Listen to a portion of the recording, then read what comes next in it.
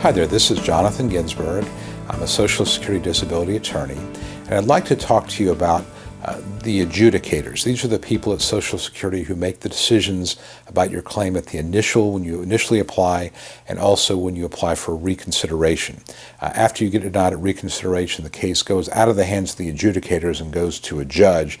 That's at the hearing stage, but of course the hearing stage may be 18 months or so, or 2 years after you apply. So obviously if you can get approved by the adjudicator, that's a good thing. The adjudicator is like a insurance claims adjuster. They go through a 12-week training program. They typically have a college degree or some equivalent thereof, and they work initially doing intake and case development, and then after the first year they may get bumped up to do a little more sophisticated things. The important thing about the adjudicators to keep in mind are, and I will tell you this because I've had adjudicators who came to work for me after retiring from the state. They came to work for me as paralegals. They're typically overworked. They've got many files to work on.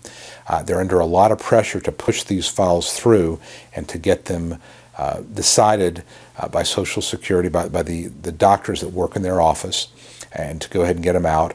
The third thing is that it's a lot easier if the case is not properly developed just to stamp denied on it and move on. So the adjudicator is not going to make a medical vocational decision.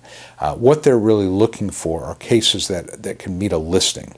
And the listing level cases are people who have a very significant medical impairment. Listing level impairments are very severe. For example, there's a cardiac listing that says that you meet that listing if your heart is pumping about 20%.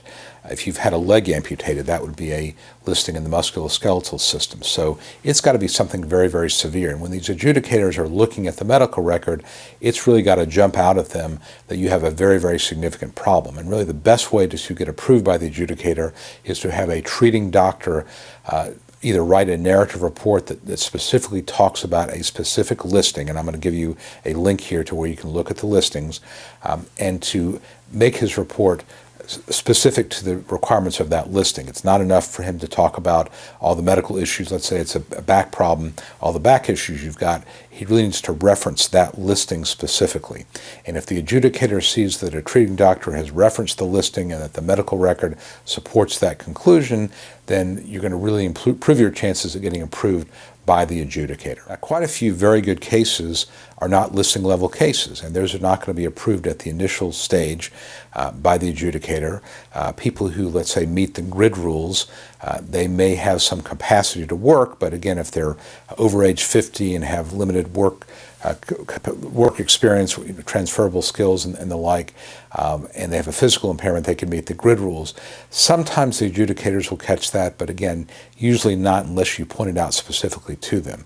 Same with functional capacity. Unless your medical record is very thick and has got a lot of discussion about how your impairment impacts your capacity to work, it's going to be difficult for the adjudicator to make a qualitative decision about whether or not you're disabled. Now, from talking to one of the adjudicators who came to work for me, what she said to me was, if I saw a file that was very well developed, that was not listing level, but clearly the person was significantly impaired, I might take that file on a one-by-one basis, case-by-case basis, to the medical consultant who works at Social Security and see if he agreed this should be approved. But that's pretty rare. So unless you're listing level, you're probably not going to get approved by the adjudicator. It'll simply be denied and you kind of move on. At the initial stage, I think there's something like 35% of claims are approved initially, which means that these are people who've got significant impairment, but really I think less than 10% of cases are approved at the recon stage. So by then, it's more likely going to go to a hearing. So the adjudicators work really hard. Again, they're overworked. I mean, I went and visited the adjudication office one time, and there were literally files stacked from floor to ceiling, and they have a limited amount of time to get these cases processed. So a tough job. They work really hard. You're probably not going to ever talk to the adjudicator, but realize what they're trying to do is look for what I call magic words, and that is listing level language. So I hope you found this helpful.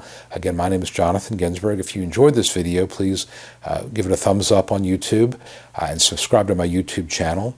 That would be great. I've got about 75 videos now, and I'm increasing more every month. If you have any questions or any suggestions about what I can record the next video about, please feel free to let me know. Thanks very much.